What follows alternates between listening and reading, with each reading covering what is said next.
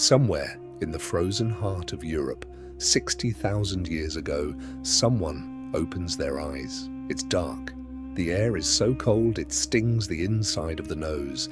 Every breath comes out as a small cloud of fog. This person is not weak, not stupid, not some hunched, grunting cartoon of a caveman. Their brain is, on average, slightly bigger than yours. Their body is built like a tank. Thick bones, strong muscle, a chest like a barrel.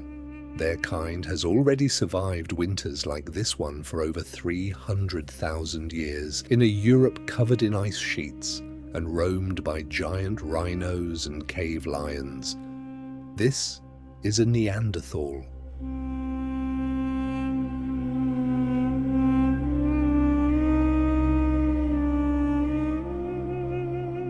And by almost every measure scientists can check, they should have outlived us. They didn't. In a few thousand years, nobody like them will be left. Not one. Today, we're stepping into one full day of their life, and by the end, you'll hear about a discovery that just changed what scientists thought they knew about why they disappeared, because it turns out disappeared might be the wrong word for what actually happened to them. The world this person wakes up into is not gentle. It's the middle of a true Ice Age cold snap. Glaciers bury Scandinavia and the British Isles. Across most of the continent, forests have given way to wide open grassland, frozen solid for half the year. Winter temperatures often drop far below freezing. Their body has been shaped by this cold for hundreds of thousands of years. Short forearms and shins to lose less heat, a wide, barrel-shaped ribcage, a big, wide nose built to warm and moisten freezing air before it ever reaches the lungs. Every part of them holds on to heat a little better than yours does. Near a fire that's been kept low and glowing all night, not started from nothing this morning, a small group starts to stir. 15, maybe 20 people, almost all of them related by blood. This isn't a village, it's closer to an extended family, holding on together against the cold. One of the men picks up a wooden spear with a sharp stone tip tied to the end, held in place with a sticky black glue made by boiling tree bark. It's simple engineering. It's also brutally effective. The hunt that follows isn't a clumsy chase. It's planned, patient. A small team works together to corner an animal against a rock face or a river bend, using the land itself as a weapon. Not every group here eats the same way either. Bands living out on the open plains survive almost entirely on meat, woolly rhino, wild sheep, whatever big game the grassland offers. Other bands, tucked into forested mountain valleys, live mostly on pine nuts, mushrooms, and tree bark instead, barely touching meat at all. Along parts of the coast, entire families, including toddlers, judging by tiny footprints preserved in ancient sand dunes, waded the shoreline together, gathering shellfish and coastal food. This is not one species doing one thing everywhere. This is a smart, resourceful people figuring out whatever part of Ice Age Europe they happen to live in and making it work. Back at the fire after a good hunt, nothing goes to waste. Bones get smashed and boiled to pull the fat out of them. Almost the same process archaeologists later uncover at a site in Germany where the remains of over 170 animals were broken down at the edge of a lake for one reason: to get the fat out, pure fat, packed with energy, pulled out on purpose again and again. That's not brute survival, that's food engineering. Even sickness gets handled with surprising skill. In some caves, the remains of sick individuals show they were chewing tree bark that has a natural painkiller in it, the same ingredient found in aspirin today, and eating moldy plant matter that happens to carry a natural antibiotic, something that fights infection. Whether that knowledge was passed down or discovered through trial and error, it's a level of self-care nobody expected from a brute. By any honest measure, these are not the shuffling idiots from an old textbook illustration. They are smart, quick to adapt,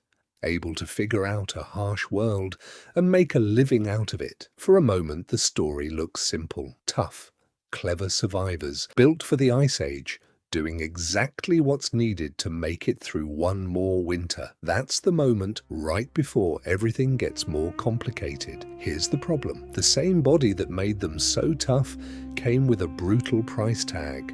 All that muscle, the same muscle that kept them warm, needed fuel too, a huge amount of it. Just staying alive through an Ice Age winter likely burned calories at a rate far beyond anything a modern person sitting at a desk could imagine. Missed too many good hunts in a row and there's no fallback.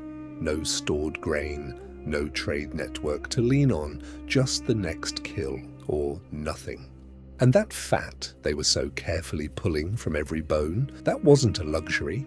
Eating too much lean meat without enough fat can cause a dangerous condition sometimes called rabbit starvation, where the body can't process pure protein fast enough and starts to shut down. Getting fat into the diet wasn't optional.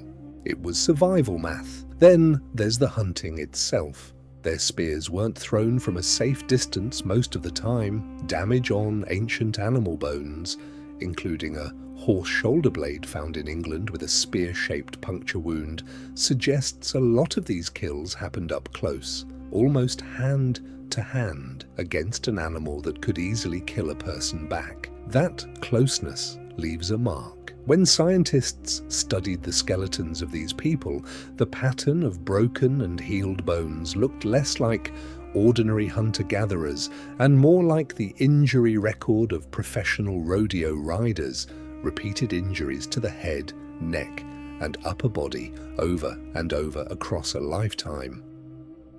One bad hunt, one broken leg that never fully heals, one winter with too few kills. In a group this small, that's not a setback. That can be the beginning of the end for an entire band. And the group itself was small. 15 or 20 people, mostly related, isolated by hundreds of miles of frozen grassland from the next band like them. For a long time, scientists assumed this is exactly what killed them off in the end: bad genetics, quietly rotting the population from the inside, small, isolated groups having children with close relatives, generation after generation, until the whole species became too weak to survive. It's a clean story. It makes sense. New evidence just tore it apart. Researchers recently pulled DNA from dozens of Neanderthal skeletons found in a group of caves in Belgium, some of them among the very last Neanderthals to ever live, less than 50,000 years old.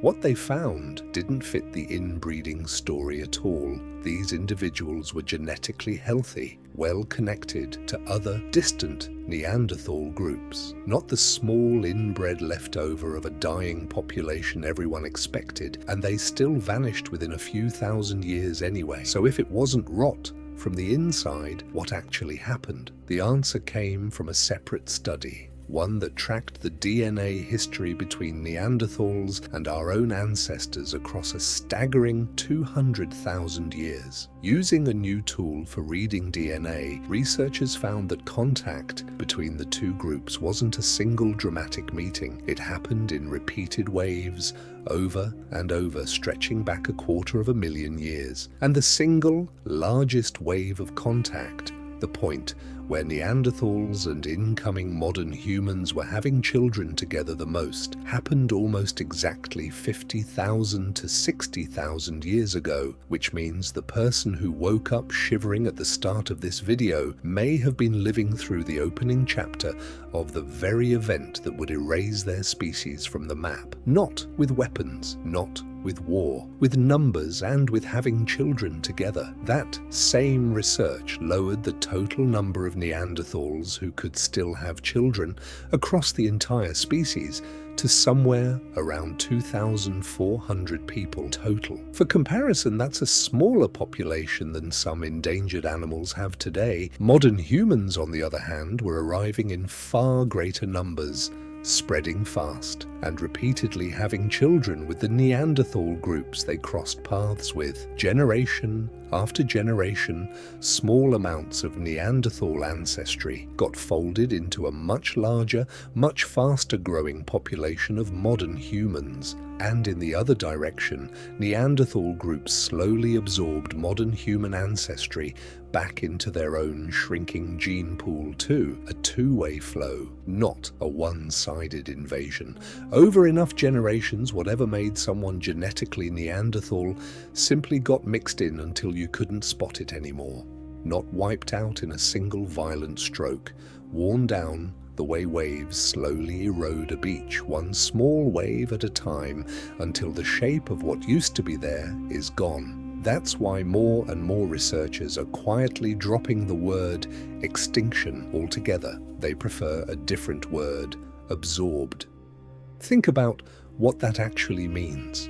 There's one simple test scientists use to decide if two animals are really two different species or just one. Can they have children together, and can those children go on to have children of their own? If they can, and they did it again and again for 200,000 years, in wave after wave, how different were they really? Maybe there was never a clean line between them and us.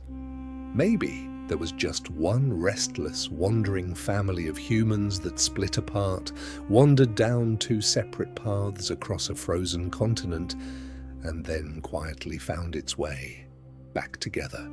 Unless most of your family history traces back to deep parts of Africa, there's a good chance that somewhere between 1 and 2% of your own DNA, right now, in this exact moment, came from a Neanderthal.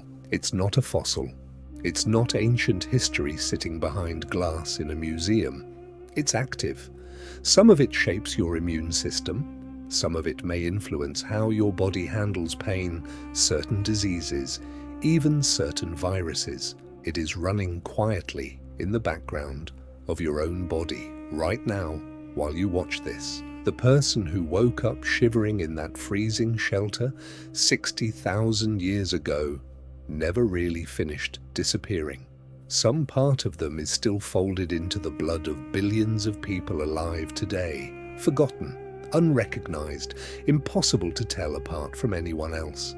A species that likes to believe it stands alone at the top of the world is quietly carrying the ghost of another kind of human inside it. It never left. It just stopped being visible.